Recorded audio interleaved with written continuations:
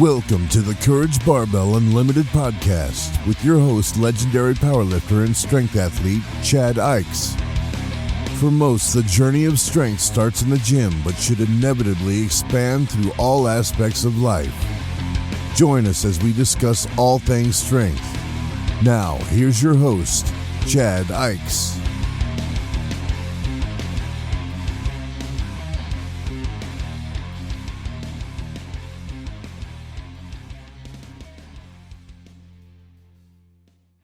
I'm back. And today's episode is going to be about discipline.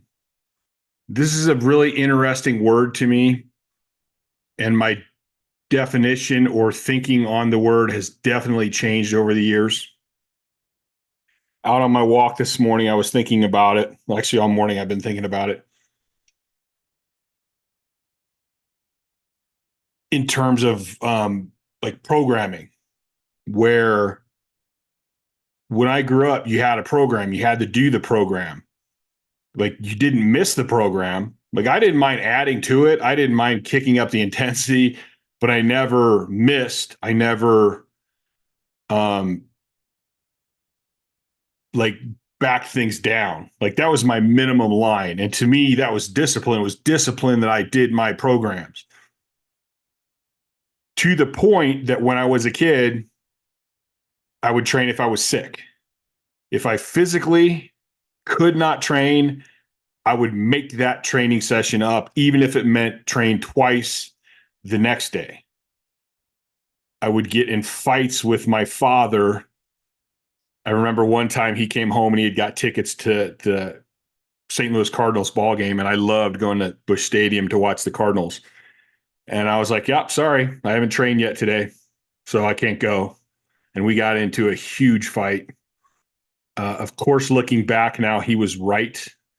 And it's not, if you train consistently and hard, missing those few actually is probably going to be better for you than staying with it. But the point being, this is the way I grew up. And even as I got older, and it really became, my training was a way to deal with my anger and deal with my frustrations of life. So, like, I sure as shit wasn't going to miss training. That was the highlight of my day and my life at some points. And that was discipline. I'm disciplined. I never miss a session. I always go. And after, I don't know, 40 some odd years of lifting, I disagree with that to an extent. I do believe we should evolve. And I'm talking as a human. I think it was Muhammad Ali said, if you're the same at 50 as you were at 30 and 40, you've wasted your life. So we should evolve as people. You should learn and have more knowledge and more experiences and be a better person the older you are, because you should change and grow your whole life. Well, training is the exact same way. You should get smarter. You should learn more. You should evolve as a lifter. Not to mention, with training and kind of with life, things are going to change. You're a human being. You're up against different stuff all the time. Your training needs to change and adapt to those situations. And as you're changing and adapting, you're gaining tools for your toolbox, so that when the next thing comes up, you're like, oh, you know what? I did this last time. This is a similar situation. Let's start with that and then adjust from there. So I think when you're a beginning lifter, having that program and sticking to that program and having the discipline to stick to that program, I think that's very important. Partially because now you have a set baseline. And if you're not journaling everything, you still need to be thinking about it and considering it and going, hey, I stuck to this program this time. I did exactly what it said. Here's the results. Were these results good or bad? You know, if they're bad, tweak the program a little bit next time. See what happens at the end of that program. So you're continually learning. But the thing is that people forget, a new lifter compared to an advanced lifter, there's a big ass window that's wide open when you're a beginner. This is the window for error. You can do all kinds of shit wrong and you're still going to make gains. The better a lifter you get, that window just keeps closing more and more and more. And if you're a high level lifter or world record holder, that next 5 pounds is going to need a lot of perfection because things aren't as easy. You've got more and more things pinned down where the room for error becomes smaller and smaller and smaller. A new lifter does not have the muscle control of an advanced lifter. A new lifter has shitty technique. A new lifter usually has very little idea how to read their body. They have very poor muscle control. They probably haven't figured out their nutrition or their sleep, and they're still in the stage of just beating the crap out of themselves in the gym and thinking that's discipline and not looking at much outside the gym.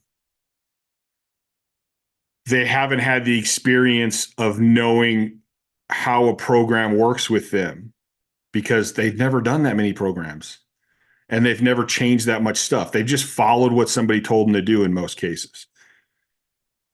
Well, an advanced lifter has great muscle control. They can go into the gym and lift all lightweight and make it heavy as hell if they want to. When they're lifting a weight, their technique is perfect, which means they're lifting more weight, which is putting more stress on their central nervous system. It's putting more stress on their muscles and tendons and ligaments.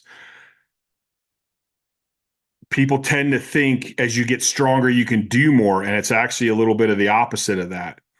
The stronger you get, the more you're taxing your body and you end up doing less. I don't care who you are, squatting 800 pounds, squatting 1,000 pounds, benching 8 or 1,400. Our body is not set up to do that. Yes, we can make it do that, but it's not set up to take it and keep doing that. It's extremely stressful on our whole system. So this means things change. You're going to need more recovery. You're going to have to focus more on recovery and focus less on training. And honestly, that's the way it should be. You've trained and worked so hard. That's your reward. Your reward is, man, you have time to do all the other stuff you put to the side to get here. Now you're going to get a little time to go back and do some of those things. You're going to have time for your relationship. You're going to have more time if you decide to have kids. You're going to have more time for your career because now you're so efficient that it takes a whole lot less time in the gym to stimulate that growth. Now the biggest challenge is the recovery. And when you're new, it's flip-flopped. You're probably young. You're probably pumping shit tons of hormones. You're probably just eating like a horse because you're a kid and you don't care. So your recovery is easy. Your problem is, how do I stimulate enough growth to equal my recovery? So it's actually flip-flop. So as you go through your whole career, things are going to change. And I can just hear people's thoughts right now. Discipline is about training hard. I never miss. I train hard all the time. I don't care if I'm sick. I don't care if I'm overtrained. I don't care if I'm hurt. I'm still going to be in the gym. I'm still going to train. And they think that it's this big damn deal. They think that it's this impressive thing. But it doesn't impress me at all because that's beginner discipline. You're no longer a beginner and you're still thinking discipline is what you had in the beginning. And I struggled with this. This was something that took me a while to actually learn, and I'm still embracing. Discipline at a high level is doing what's best for your body. It's not following a program. It's not doing what everyone else is doing. It's not doing what you want to do. It's doing what's best for your body. I always took pride, and still to some sense do take pride, in how hard I could push myself. what I could take and keep going through. And in the beginning, I think that was okay. I think it built great bone density. I think it built great tendon strength. I think it built great ligament strength, and it built mental toughness where I could push through anything once I set my mind to it.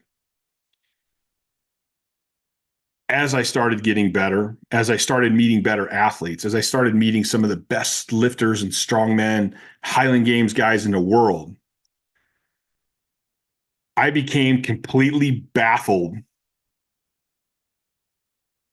by how they did not do what was on their program. How they very easily adjusted it to what they needed. To the point that I would be talking to one of the best in the world, and they're like, yeah, sometimes I go in, and my back, something feels weird in my back, and I just call it. For me, this was it was like shifting my transmission into reverse at 60 miles an hour. Like my brain was completely and utterly confused. And I would be like, oh, so you like what, you just did more of a warm up and then finished, or you came back later that day, or you did it the next day? They're like, no, I just missed it. I just went home. And I'm like, yeah, I don't understand. What are you saying? Like, when did you do that workout then? They're like, I didn't. My body was telling me something wasn't right and it wasn't ready to be training that day, so I didn't do it. And I'm like confused as all hell by this. Come sometime later, I'm talking to somebody else and they're like, yeah, if I'm lifting and I feel that little twinge in my shoulder, like I'm not, I just back off that day. And then I'll skip my main movement and I'll do some of my supplemental stuff. But if anything bothers it at all, I just don't do it. And I'm like, wait a minute. What do you mean? Like when do you make that up? Like you do it later that day? I don't understand. Like, what do you mean? How? I had a time where I was doing a Highland Games out of town, and I had a friend who was a pro strongman, and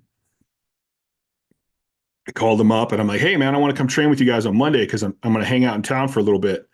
I go, "I'm going to be useless after the Highland Games, but I'll help load plates or whatever. Just want to hang out and help you guys train." And so Monday rolls around, and I'm like, "Dude, like you said you were going to call me. Would you go into the gym or what?" And he's like, "Nah, man, I'm seriously stressed out. I had a really bad day at work. I'm just going to go home and relax."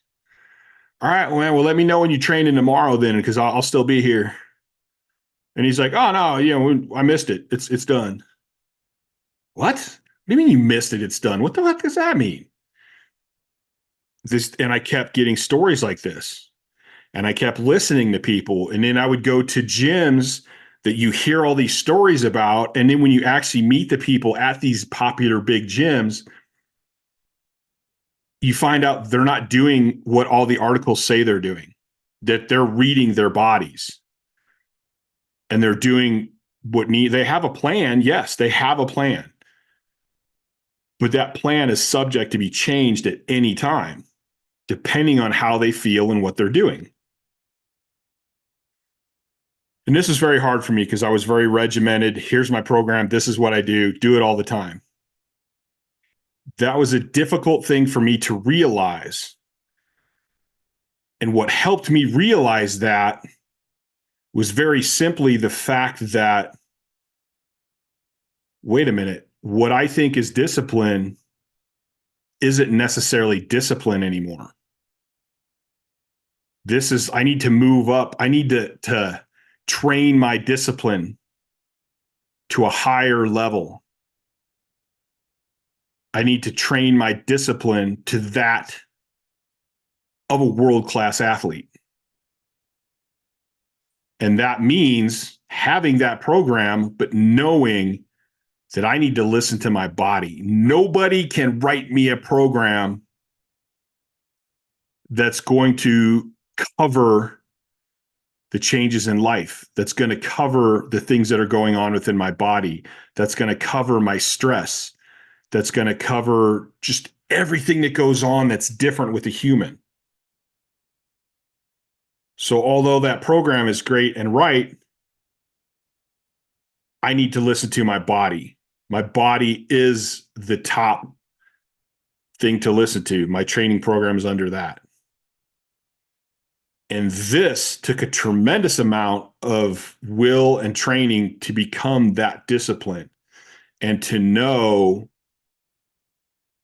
to be able to separate when's the day I kick it up and when's the day I back it off.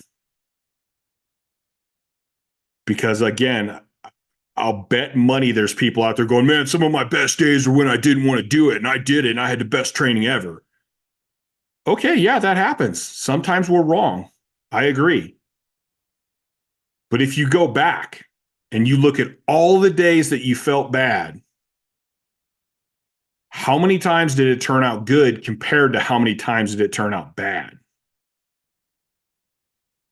I can say with a pretty good certainty that every injury I've ever had, there were signs.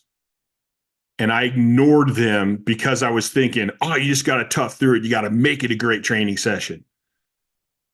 And I should have listened to my body because every one of those injuries set me back months. And now my pecs are all torn up and I have tears in my biceps and I have tears in my hamstrings. And I have my battle scars because I didn't listen. Oh, granted, you're going to have battle scars. That's going to happen no matter what. It's going to happen no matter how good you are. But I would have a whole lot less if I would have learned this lesson sooner. But I'm kind of hard-headed and it kind of takes me a while. But when I do learn it, I learn it well. So I think when you're a new lifter, you need to follow the program. You need to stick with it.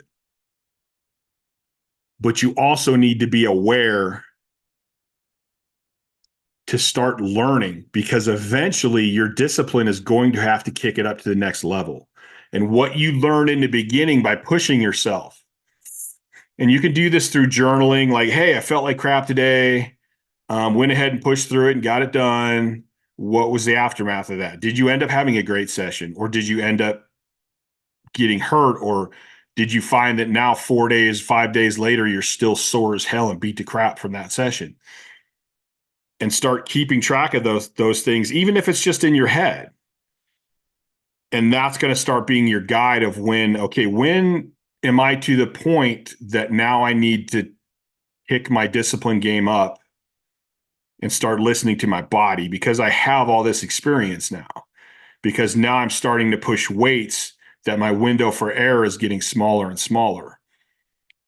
I've looked through the top 100 lists before, and it's kind of interesting. You'll see a lot of guys at the bottom, then you'll see a thicker group in the middle, and then you'll see the few guys at the top.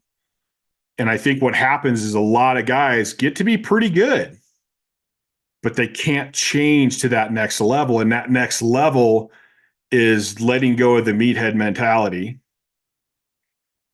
It's using your mind and reading your own body and listening to what it is and being okay with taking that time to recover, being okay with the fact that, listen, I didn't recover. I need some time off from the gym, or I need some light sessions, a deload, if you will. And then I either need to kick up my recovery game or I need to adjust my training. And looking at it in terms of, do I want to go to the gym to beat the crap out of myself to control whatever issues I have, or just because I like pushing myself every day as hard as I can, or do I want to be a really great lifter? Generally speaking, they usually don't go hand in hand. You will see there are some guys that end up being really good who push the shit out of themselves, and they end up doing massive amounts of drugs. They end up ruining lots of relationships. They end up being really beat up when they're older. And from my perspective, they could have changed, probably been even better lifters and been a whole lot healthier and a whole lot better lives. Like, we're only in the gym a short amount of time. Even if you train a lot, you're only in the gym a short amount of time. There's a whole lot of life outside the gym that I prefer to have be pretty good too. And you can make that happen. Yes, you're going to have to sacrifice. Yes, your balance isn't going to be perfect if you want to be one of the best in the world. But this concept that everything else has to be trash in order to be the best in the world is really a bunch of bullshit that people tell themselves because it's what they want to hear. Because they don't want to do the work to actually balance it. They don't want to do the work to figure out why they can't listen to their bodies. And this was for me. It was the case for me. I had a hard time learning to listen to my body. I had a hard time backing off. And even though I backed off a lot more than most and was able to become a great power lifter, I honestly still didn't back off enough due to my narcolepsy and my depression. I probably should have been doing less. Like, what I was doing was great for all my training partners, and they were all doing really well. I needed more time off, and I took a little more, but not what I should have. But live and learn. Now I have all this knowledge to pass on to people, so it's all good. So I think we just need to change how we look at discipline, and this actually goes back to linear periodization. I'm not a huge fan of linear periodization. For those guys of you that don't know, it's basically going, I got to meet in 12 weeks.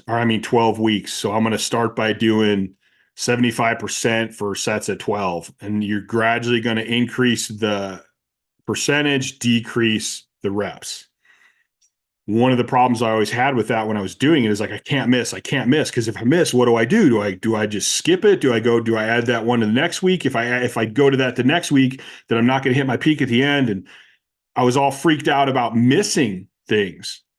And when I actually got the chance to talk to some world record holders that trained linear periodization their whole life, they basically helped me see that it's not a big deal, man. If you get sick, if you're not feeling good that week, so you don't hit your number, just cut everything way back, move on to the next week. Not a problem. And that makes it work a whole lot better and goes a whole lot smoother and is way more successful. So I don't necessarily look at linear periodization the same way. I look at it as, hey, great people did it.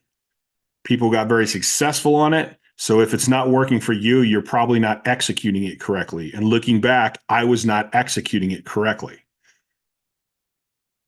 I'm a fan of conjugate, so I'd still train more conjugate now. But I would not be opposed to and maybe that's something I'll do in the future, go, hey, I'm going to take 12 weeks and do a linear periodization to just see what happens now with more knowledge and more ability to listen to my body and not freak out about every little session. Like, it amazes me how long it takes to get strong, but how most people think you can get weak so fast.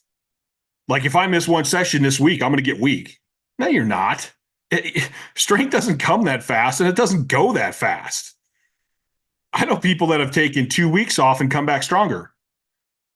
I've taken 3 or 4 weeks off and come back and went, okay, yeah. Take me 1 or 2 training sessions to get back at it, but I'm right where I was, if not better. So that amazes me how people are so worried about missing one thing and like it's going to make all this effect. Like, well, if you added another session in a week, you're still not going to, you're only going to get as strong as your recovery.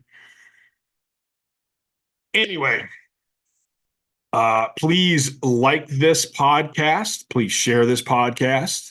Please check out Courage Barbell on YouTube channel if you're not watching this on the YouTube channel.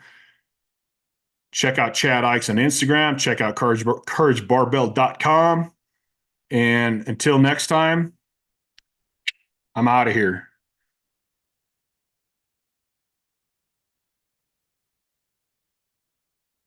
Thanks for listening to the Courage Barbell Unlimited podcast. For more information, please visit CourageBarbell.com. Until next time.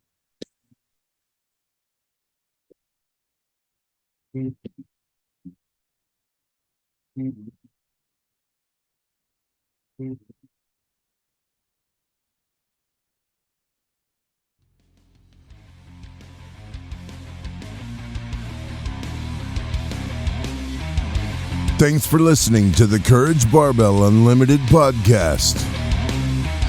For more information, please visit CourageBarbell.com. Until next time.